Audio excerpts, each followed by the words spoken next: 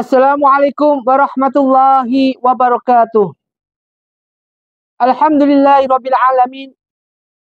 Wassalatu wassalamu ala asrafil mursalin wa ala alihi wa sahbihi ajma'in. A'udzubillahi minasyaitonir rajim. Bismillahirrahmanirrahim.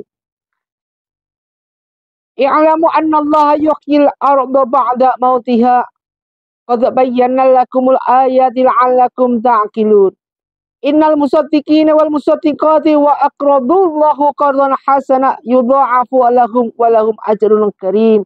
Shadaqallahu azim. Shadaqallahu ala Rasulillah sallallahu alaihi wasallam. Pertama, mari kita panjatkan rasa puji syukur kita pada Allah Subhanahu wa taala atas segala rahmat hidayah yang Allah berikan kepada kita.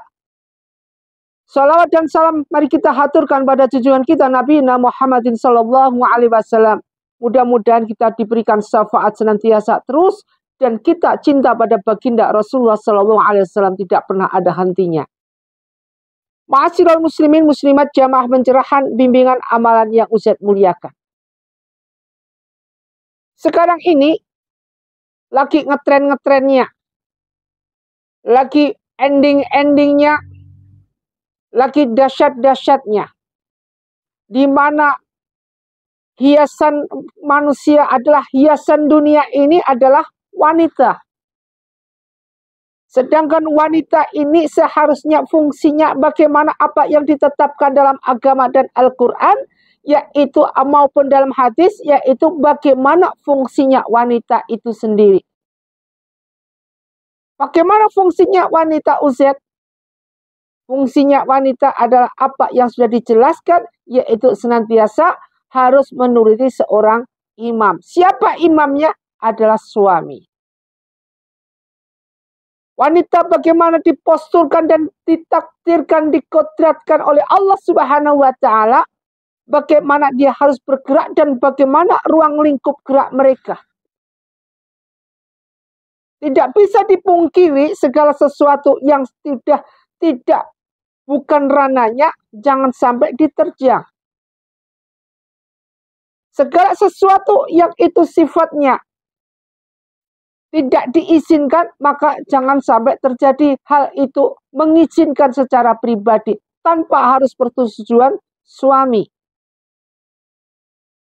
Mereka wanita yang belum nikah sudah tidak bisa meletakkan dirinya sebagaimana wanita yang belum mendapatkan pendamping. Kriteria yang terjadi jumlah wanita sama laki sudah semakin banyak wanitanya. Sudah ujung-ujungnya sekarang kalau nggak salah 1:5. Sedangkan nanti kiamat itu 1:7, 1 laki 7 wanita. Di era sekarang banyak kelahiran itu memunculkan yaitu bahwa wanita, bayi perempuan jarang bayi laki. Artinya apa? Di alam roh sana wanita sudah merupakan suatu hal yang lebih dominan. Di alam roh sana rohnya laki sudah mulai kecil jumlahnya. Nah, sekarang yang dipermasalahkan adalah bagaimana konsti wanita ini tidak bisa menempatkan dirinya sebagaimana mereka. Ini maaf ya, ibu-ibu. Ini maaf banget buat ibu-ibu yang ada di sini. Ibu-ibu dalam jamaah pencerahan bimbingan amalan yang Ustaz muliakan. Mau nggak mau Ustaz harus utarain. Mau nggak mau ini apa yang terjadi Ustaz harus bilang kepada ibu-ibu. Bukan ibu-ibu aja tapi semua yang tergolong sebagai kaum wanita. Wanita yang tidak bisa meletakkan dirinya sebagai wanita yang dikehendaki oleh Allah Subhanahu wa taala, maka wanita-wanita inilah nanti yang akan digodok, bukan digodok oleh firman Allah, tapi akan digodok oleh para iblis. Bagaimana iblis menyesatkannya wanita ini? Iblis menggunakan wanita ini untuk menyesatkan kaum Adam, kaum laki. Iblis itu merasa kewalahan kalau menjerumuskan orang laki, para lelaki. Makanya dipakai alat dengan kalau misalkan dengan cara seperti ini nggak bisa, maka dicari alat yang paling enak, yang paling ampuh, yaitu dengan wanita. Dengan postur wanita, kondisinya, tubuhnya molek, senang, selimpang-selimping. Yang badannya remang-remang biar kelihatan tali pusarnya. Ini yang akan menyebabkan bisa menggoda kaum Adam. Kaum Adam bisa tidak bernafas lagi, tidak bisa berdaya lagi dengan diperketat dengan adanya munculnya tubuh-tubuh yang molek seperti ini. Nikmatilah. Akhirnya kaum Adam menikmati wajah dan pose seperti itu. Tanpa sadar kaum Adam terjebak dan terjerumus dalam dunia kemaksiatan. Ma'asyiral muslimin muslimat rahimatunillah. Kalau kita bicara dengan kemaksiatan dengan apa yang ada, maka apa yang terjadi? Nanti bahan bakar neraka itu adalah manusia dan batu. Waqahun nas wal hijarah, yaitu dari manusia dan batu. Jadi bahan bakarnya adalah wanita kebanyakan nanti penduduk neraka ini. Masya Allah. Bisa dibayangkan bagaimana penduduk neraka ini nanti rata-rata kebanyakan kaum wanita daripada kaum laki. Nah, sekarang ini yang paling penting, ya, yang paling penting dalam hal ini yang Ustaz harus bicarakan tentang 5 siksaan wanita di neraka. Ini 5 siksaan yang paling mantap di neraka. Yang diceritakan Rasulullah SAW kepada Fatimah, jadi putrinya. Ini diceritakan baginda Rasulullah cerita sama Siti Fatimah. 5 siksaan wanita di neraka ini, dengerin ibu-ibu ya, terutama ibu-ibu dengerin. Jadi nanti kita bisa berproteksi diri, bisa kita nanti introspeksi diri bagaimana kondisinya dan apapun yang telah diberikan kepada kita, bagaimana caranya dan bagaimana cara untuk mengatasinya. Ini penting sekali. Jadi Rasulullah SAW berbicara dengan pada putrinya Siti Fatimah yang menjelaskan tentang 5 siksaan wanita di neraka. Pertama, wanita yang ditarik rambutnya sampai tercecer otaknya. Jadi pertama, wanita yang ditarik rambutnya sampai rambutnya ditarik sampai tercecer otak-otaknya. Wanita itu sendiri. Ada wanita yang sampai mati tidak bisa menutupi aurat. Ingat ini.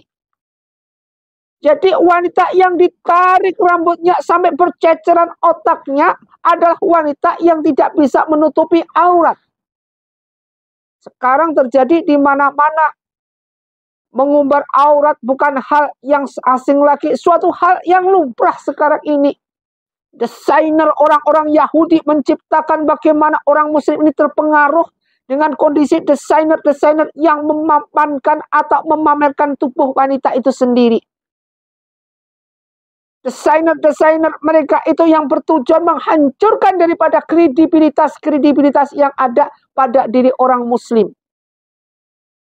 Sehingga tanpa sadar orang muslim sendiri terpengaruh, tidak mau pakai jilbab, tidak mau pakai pakaian muslim, tapi dia pakaian yang merangsang, yang bisa menghancurkan daripada apa yang namakan kekuatan iman kaum Adam.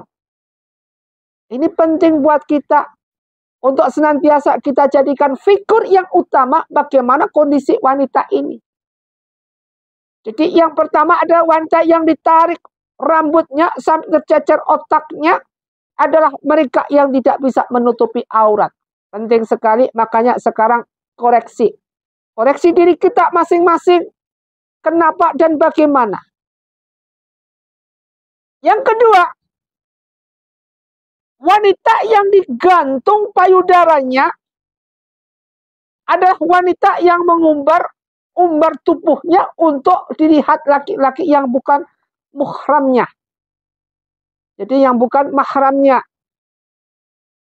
Jadi wanita ini digantung payudaranya adalah wanita yang tidak atau senantiasa mengumbar daripada tubuhnya itu sendiri untuk dinikmatin laki-laki yang bukan mahramnya. Bagaimana ini Ustadz? Di mana? Banyak sekarang di mal-mal. Banyak sekarang di kafe-kafe. Banyak sekarang di tempat-tempat khusus di pinggir jalan. Diciptakan sedemikian rupa sehingga tempat ini bisa merupakan suatu ajang sengketa, yaitu terjadinya transaksi. Baik itu transaksi yang dibilang kontemporer maupun non-kontemporer. Ini merupakan suatu hal di mana tanpa sadar kita secara langsung dan tidak langsung kita terjebak dengan dunia apa yang dinamakan dunia wanita yang tidak bisa bertanggung jawab dengan postur apa yang dia miliki di hadapan Allah. Yang ketiga, wanita yang memakan daging-dagingnya sendiri adalah wanita yang berhias mempercantik dirinya sendiri agar dilihat oleh laki-laki yang bukan mahramnya dan bukan menyenangkan suami.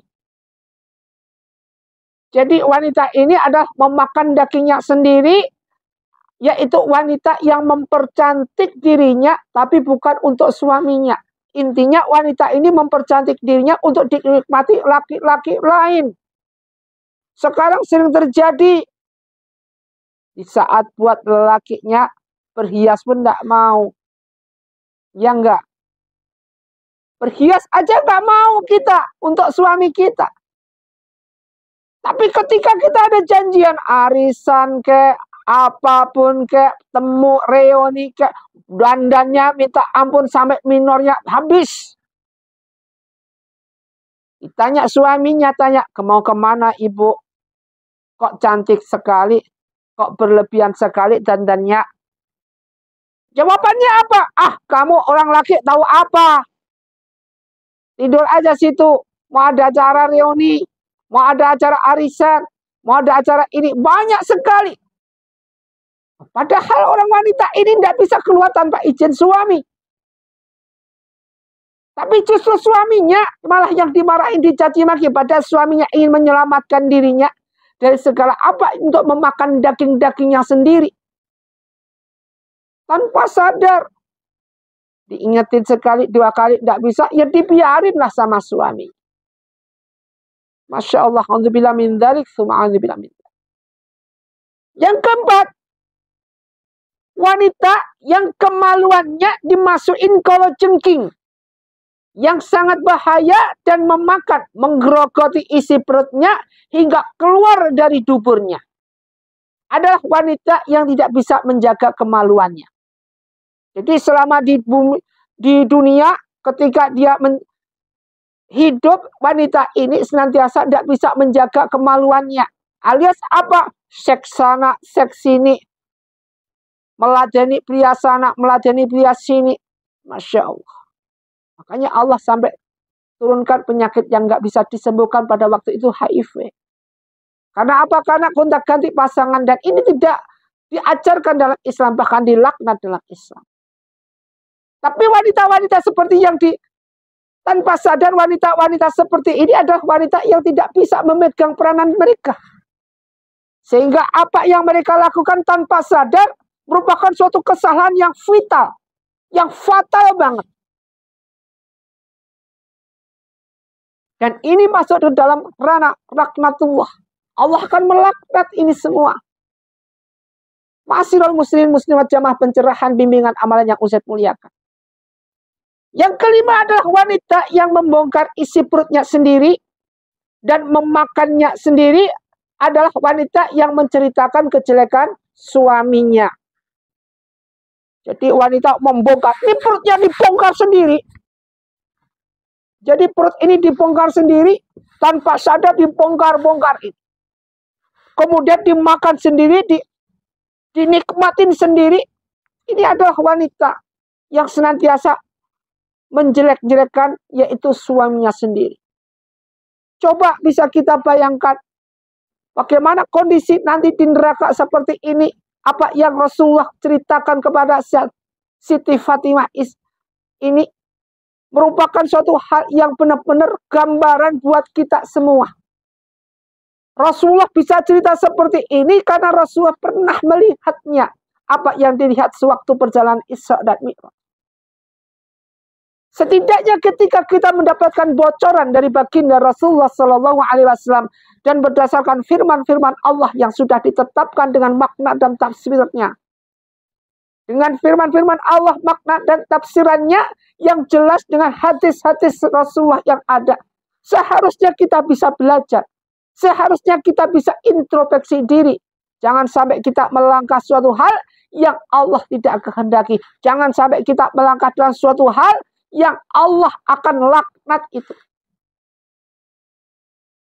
Kita harus yakin bahwa ketika kita berjalan, apapun bentuknya, qadri khairi wa syarri, kalau sudah Allah takdirkan menjadi wanita, jangan dirubah-rubah.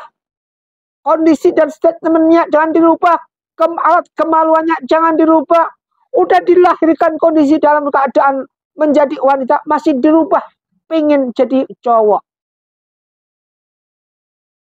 Pernikahan atau hubungan sesama jenis merupakan suatu hal yang lumrah. Di mana-mana terjadi seperti ini, zina muson, zina khairu muson, terjadilah, sering terjadi. Zina laman ain, zina laman kolbi, terjadilah suatu hal seperti ini yang lumrah dan sering-sering semakin sering. Pakaian yang mewah-mewah justru semakin menonjolkan dan membidangkan segala bidang postur tubuh wanita itu sendiri untuk dinikmati mereka kaum hidung belang. Kita nggak bisa menutupi kemungkinan. Kalau sudah terjadi seperti ini, maka inna azabi lasyadid. Sungguhnya azab Allah adalah sangat pedih. Allah akan melaknat, Allah akan memberikan suatu musibah, bencana pada titik kaum itu.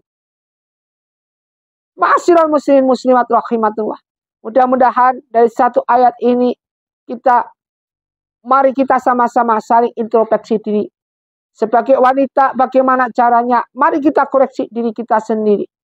Jangan sampai kita terbebani atau terhipnotis dengan segala sesuatu yang justru membawa kita ke ladang atau lembah api neraka. Justru membawa kita untuk lupa sama Allah. Justru membawa kita untuk nggak bisa bersolat pada baginda Rasulullah. Bagaimana kelanjutannya? Kelanjutannya adalah kita endingnya inal nar, yaitu endingnya di neraka selamanya. Jangan mengharap surga dari Allah Subhanahu wa Ta'ala. Kenapa? Ketika kita hidup di dunia seperti ini, fata morgana, fatal banget, senantiasa kita selalu menonjolkan kemaksiatan nomor wahid. Tidak bisa.